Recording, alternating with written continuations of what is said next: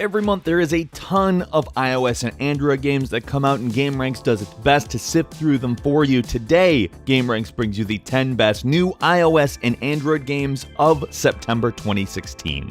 A quick note for new GameRanks people, we split this in two videos. This is the new games. This includes paid games. The version that is exclusively free games will come out in a few days. Number 10 is Bus Simulator, which, by the way, is not a joke. A lot of the time, the simulator games that are things that are not, like, exotic in any way are some kind of a joke, but this is not. It's actually a very good version of what you would expect from a non-ironic, serious simulation of driving around public transport that takes lots of people to their jobs. There's night driving, weather, 50 different bus routes to master, actually pretty realistic AI, and very detailed maps, as well as 8 buses to unlock. And there's a lot of jokes I could make about this game, but I'm not going to because it's actually a really good game. My only complaint is that the buttons are really small. That's it. Number 9, Lumina's Puzzle and Music, which brings the PSP Classic to your phone and really does a great job of combining a somewhat Tetris-like puzzle game with musical elements. I'm personally a fan of this game. I used to play it a lot on PSP, and it is actually a puzzle game that you can get really sucked into. When I say it's a lot like Tetris,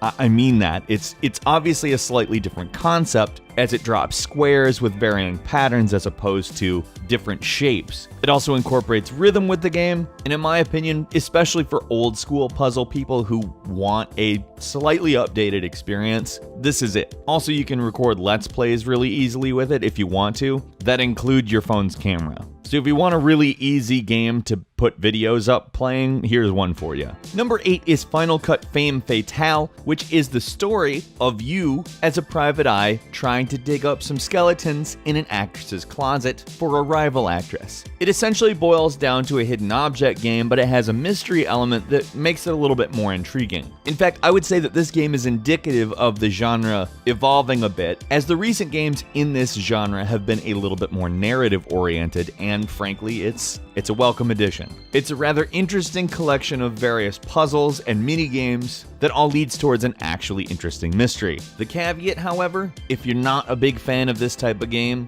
don't touch it because it's not going to change your mind on it. Other than that, good stuff. Number 7, Dog Sled Saga is pretty much the closest thing that we have to a mobile dog sled simulator with pixel graphics. And believe me, pixel art does this game justice because the people who made the pixel art are the type that are like, you know what, this needs to be amazing or it's not worth doing. The art is phenomenal in this game, and they've actually created a mechanic that makes dog sled racing work too. It's based on the dog's hunger, and you essentially keep them fed instead of, whipping them, because that's, well, it's 2016 and people seem to have figured out what's wrong with whipping dogs. It's a pretty detailed game. It brings a lot to different angles of the experience. It's not just a racing game, obviously. It's team management, you have employees, you upgrade the dogs, and really an actually interesting take on something that not really a lot of games are made about. Number 6 is Atomic Superlander, which does basically what I would expect from the name. It takes the lander concept a little bit further. There's some platforming elements that I really like the integration of. There's not what I would call a ridiculous amount of content or anything. It's not super long, the experience is a little bit limited, but beyond that, the gameplay itself is really good. If you're one of those people who can play a game despite maybe running out of specific goals to do, if you can just play a game for enjoying it, this is exactly that type of game that you want to get. You can unlock all the ships and still have a lot to do,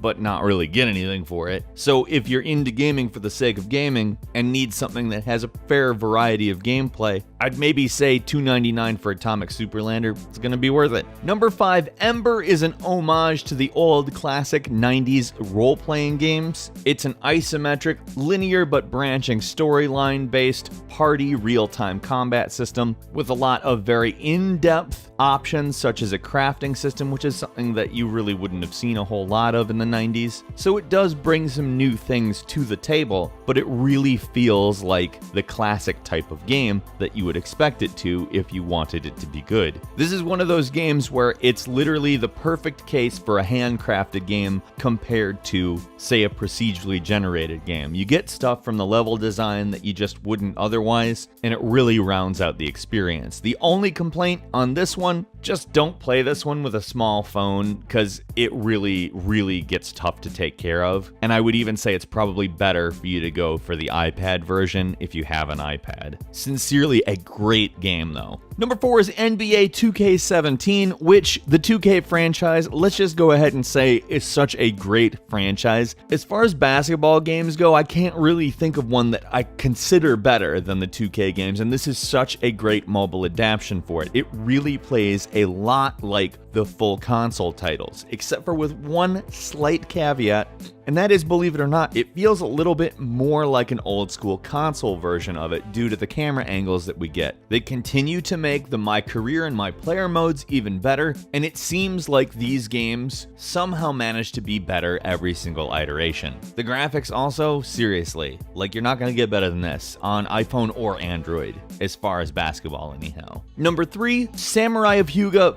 Book 2, which is the second in the series that's part historical fiction, part choose your own adventure. Now this is a text-only title. There's some art, but it's not really a lot. I mean, really not a lot. So if you can't handle just text, I would say steer clear of this, but the writing is very good. Fans of interactive fiction books will definitely appreciate this, as it's a lot better than book 1. Also, there's plenty of setup for a third one, which is very good. Number 2 is Vulture Island, which is a platform game that's just filled with variety. On account, it's about a few friends taking a flying machine around the world. It really comes off as not a typical game. There's a lot of depth, there's a lot of exploration elements, and although it's not a full open world game, it does have the feeling of being very open-ended. Plus, it has really lush, wonderful graphics with a great color palette. It's really, as far as platformers go, probably the best in a couple months. And finally, number 1 is Sorcery 4, which there's been a while since Sorcery 3, and there really needed to be more of this, because frankly, these games are very good. The game places you in a hand-drawn 3D world and asks you to create your own story. It is an open-world narrative that places you up against a large amount of various foes and adapts its story around everything you do. It's essentially the kind of game book that somebody might want to play who doesn't like a text-only game book, because it does play more like a game rather than a choose-your-own-adventure, but it gives you a very unique place to slot yourself into in what feels like an already very living world. What games did you enjoy for iOS and Android this month? Leave your comments down below, and if you enjoyed this video, please click like. If you're not subscribed, now is a great time to do so. We upload brand new videos every single day of the week, and the best way to see them first is a subscription. As always, we thank you very much for watching this video. I'm Falcon. You can follow me on Twitter @FalconTheHero, and we'll see you next time right here on GameRanks.